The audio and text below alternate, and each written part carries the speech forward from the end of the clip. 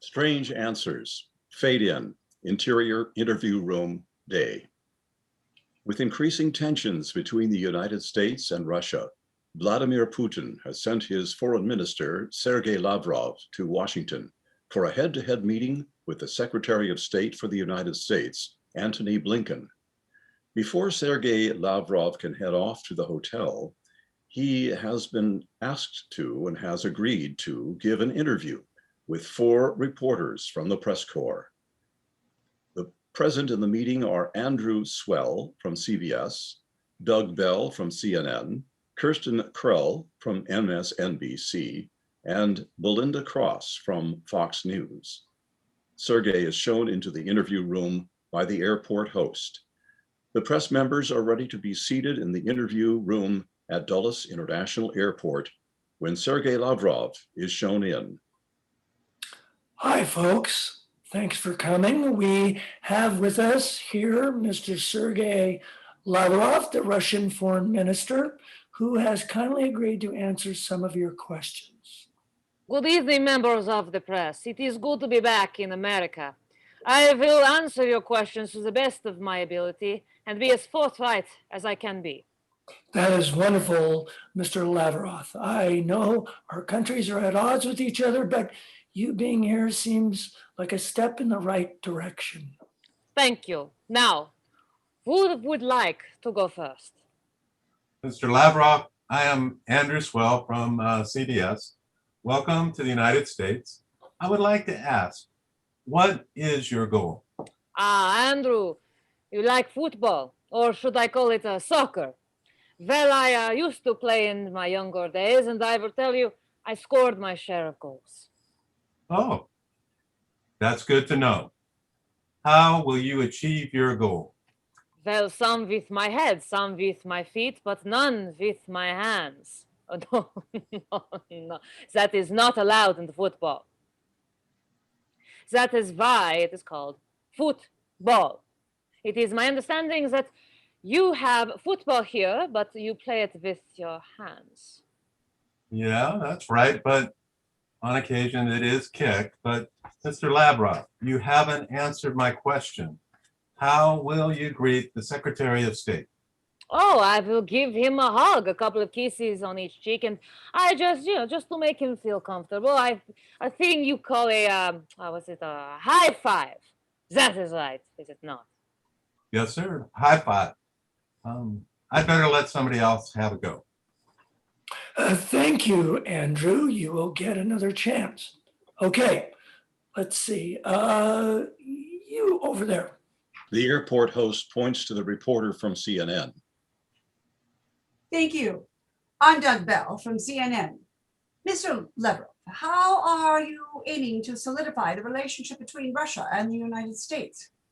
Fair dog. I thought I'd use gorilla glue. We get that in Russia, you know. I think you get it here. Am I right? Yes, sir, you are. But how will you justify that?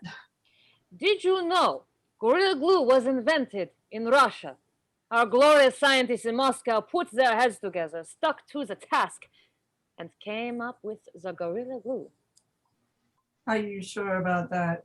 I had thought it was invented by a company based in Cincinnati, Ohio. A common misconception, comrade. It was invented in Kharkiv. It's also called Kharkivati. Sounds like Cincinnati, no? I will have to check that out. As a follow-up question, do you think that this visit will cement a better relationship between the two countries? You know, we make some very good quality cement in Russia. If you want to build a house, comrade, come and see me. I will let you have some of the best cement in the world. Very interesting. What is your cement made of? Oh, the common materials normally which used to manufacture cement, which includes limestone, shells, and chalk or marl combined with shale, clay, slate, blast furnace slag, silica sand, and iron ore. All of these are found in glorious Siberia. You must come and visit. I'll pass, thank you. Are you sure? It's a lovely place. Lots of activities to keep the guests occupied. wonderful lakes with refreshingly cold water that you can swim in. But aren't your lakes a little polluted?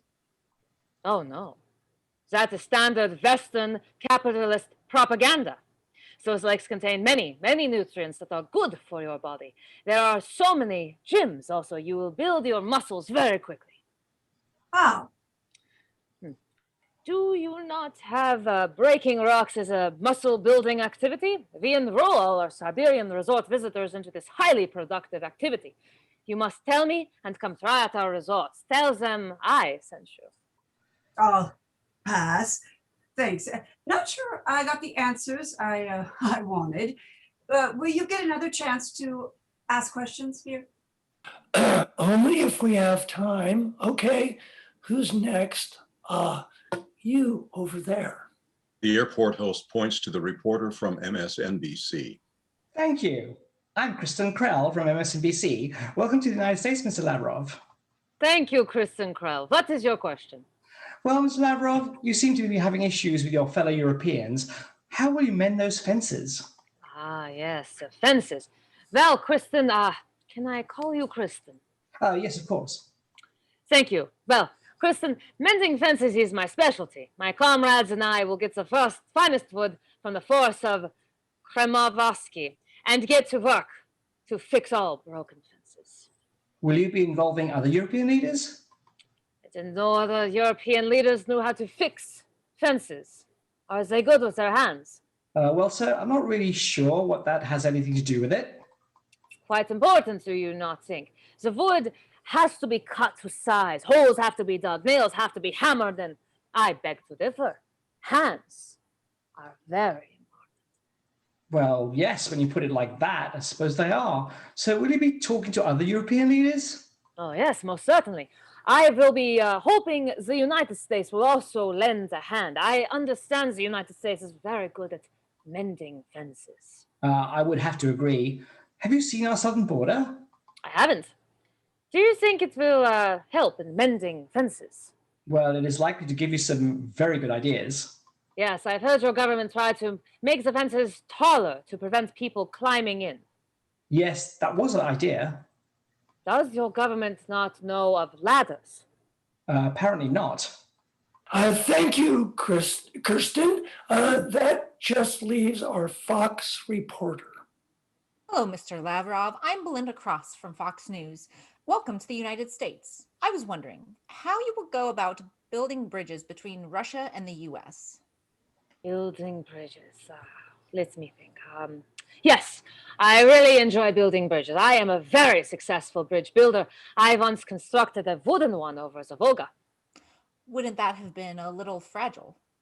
It was at the source of the mighty Volga. It was my first attempt. Did it last? Oh, yes, it's still there to this day. But I prefer what you term a suspension bridge. We have a lot of suspension bridges here in the US, but I was specifically referring to building bridges between Russia and the US. Now I understand what you're after. I did think about that. My thoughts are to build a suspension bridge at the place where we are the closest. The Berlin Strait, I believe, is where we could do this. Of course, I would be in charge of building that bridge. Isn't that a large body of water over which to build a suspension bridge? That is a very good point you're making. We could dig a tunnel instead, rather like the channel. We could call it a Russian-tunnel. Not sure that'll catch on. I must say you are a man of many talents. Yes, I am. When I first applied for the job, Mr. Putin expected the applicants to be expert bridge builders, fence menders, in fact, anything to do with building things. And of course, a great soccer player as well. It is quite impressive, Mr. Lavrov. Yes, it is. How many people went for the position? There were at least 50 applicants. They all were missing one or more of the skill sets Mr. Putin was after. But of course you had it all. Yes, indeed. Mr. Putin was so impressed with my skill set, he straight away asked me to fix the fence around the Kremlin that had been knocked down in strong winds the previous winter. He put you to work straight away. Oh, yes, I didn't waste any time. Mr. Putin expects things to be done with little time wasted. But didn't you need to study about all the hotspots around the world? I already knew where they were. I am an amateur volcanologist in my spare time. That is unbelievable. You are impressed. I meant it is unbelievable in that I don't believe it. It is true, Belinda. I have been in the mouth of Vesuvius, studied it, and predicted its eruption to the hour back in 2019. Didn't they believe you? No, unfortunately, they didn't. Well, I think I am done. I don't really think I have my answers, but a lot has been found out. Are there any more questions? I have one for the reporters, if you don't mind. Okay, please go ahead and ask. I wanted to find out what this Mr. Blinken of your State Department is like. Does he mend fences and build bridges? Yes, I believe you could say that, but in a different way. How do you mean? Well, not to put too much of a finer point on it, he does it in another way. Really? Oh, Well, he uses words instead of hammer and nails. how interesting. His words must be very powerful that cause bridges to build and fences to be mended. Yes, that is one way of putting it. I think I will enjoy meeting this Mr. Blinken. Perhaps I will get a chance to show him how to build bridges and mend fences. Oh, well, folks, looks like we have run out of time.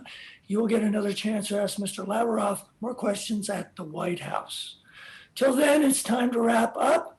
Thanks for coming along. Yes, it was fun. We must do this again. Let me see. See you later, alligator. The press folks laugh with that. The airport host escorts Mr. Lavrov out of the interview room. Fade out. The end.